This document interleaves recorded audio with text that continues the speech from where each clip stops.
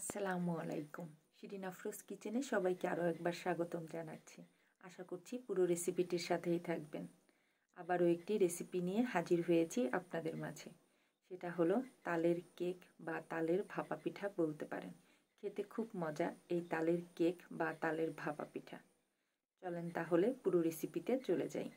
এখানে আমি 1 কাপ শুকনা চালের গুঁড়া নিয়েছি, হাফ কাপ ময়দা নিয়েছি, 1/3 কাপ গুঁড়ো দুধ নিয়েছি, আধা কাপের একটু বেশি চিনি নিয়েছি। চিনিটা যার যার পছন্দ মতো। লবণ নিয়েছি 1 চিমটি। এখানে আমি তালের পিউরিটা ঢেলে দিচ্ছি। এখানে আমি একটুকু পানি ব্যবহার করব না, এই তালের পিউরি দিয়েই পুরোটা মেখে নিব। সব কিছু একসাথে ভালো করে মাখিয়ে নিয়ে আমি এখানে ঢাকনা দিয়ে ঢেকে দিব 6 থেকে 7 ঘন্টার জন্য। 6 থেকে 7 ঘন্টা এটা রেস্টে থাকবে। 6 থেকে 7 ঘন্টা পর ফিরে আসছি। আমার কেকের মিশ্রণটি খুব ফুলে উঠেছে। এখানে আমি হাফ কাপ পরিমাণ নারকেল কুড়া, 1 চামচ বেকিং সোডা দিয়ে আবারও ভালো করে মেখে নিচ্ছি। যারা এখনও এই তালের কেক বানিয়ে খাননি তারা একবার বানিয়ে খেয়ে দেখতে পারেন। আমার মিশ্রণটি একবারে রেডি হয়ে গেছে। এবার আমি একটা বাটি নিয়ে নিচ্ছি। বাটিতে কাগজ বা ফয়েল পেপার বিছিয়ে তেল ব্রাশ করে নিচ্ছি। আমার তেল ব্রাশ করা হয়ে গেছে। এবার আমি কেকের মিশ্রণটি পাত্রে ঢেলে দিব।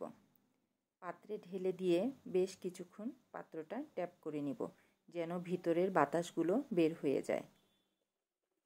আমার রেসিপির ভিডিও যদি ভালো লেগে থাকে, যদি ফেসবুক পেজ থেকে দেখে থাকেন তাহলে লাইক, কমেন্ট, শেয়ার করবেন। আর যদি ইউটিউব চ্যানেল থেকে দেখে থাকেন তাহলে আমার ইউটিউব চ্যানেলটি সাবস্ক্রাইব করে আমার পাশেই থাকবেন।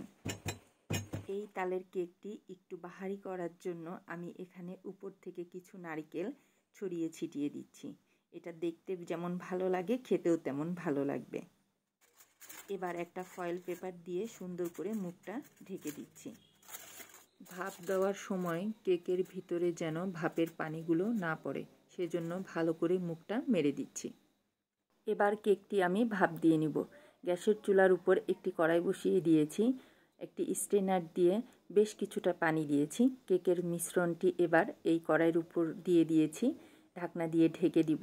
এখানে আমি 30 থেকে 40 মিনিট লো আঁচে ভাপ দিয়ে নিব। 30 থেকে 40 মিনিট পর আমি ফিরে আসছি। ফয়েল পেপারটা উঠিয়ে একটি কাঠির সাহায্যে আমি চেক করে নিব কেকটা আমার সিদ্ধ হয়েছে কিনা। এই কাঠিতে যদি ভেজা ভেজা ভাব থাকে তাহলে বুঝবো কেকটা আমার সিদ্ধ হয়নি। আমার কিন্তু কাঠিতে কোনো ভেজা ভেজা ভাব নাই। আমার কেকটি সুন্দরভাবে সিদ্ধ হয়ে গেছে। ঠান্ডা করে নামিয়ে নিচ্ছি। একটি ছুরি দিয়ে কেকের চারপাশে আমি ঘুরিয়ে নিব। একটি প্লেটের সাহায্যে কেকটি আমি ডিমোল্ড করে নিব। কেকটি আমার ডিমোল্ড করা হয়ে গেছে। এবার আমি ফয়েল পেপারটা আস্তে আস্তে উঠিয়ে নিব। এই তালের মৌসুমে এরকম তালের কেক না বানিয়ে খেলে হয়? সবাই একবার বাসায় ট্রাই করে দেখতে পারেন। খুবই মজাদার এই তালের কেক বা তালের ভাপা পিঠা। রেসিপিটি কেমন লাগলো কমেন্ট করে জানাতে ভুলবেন না। আশা করছি আজকের রেসিপিও আপনাদের কাছে ভালো লেগেছে। আমার রেসিপি যদি ভালো লেগে থাকে লাইক, কমেন্ট, শেয়ার করবেন। সবাই ভালো থাকবেন, সুস্থ থাকবেন, আমার জন্য দোয়া করবেন। আবারও কোনো নতুন রেসিপি নিয়ে আপনাদের মাঝে হাজির হব। আল্লাহ হাফেজ।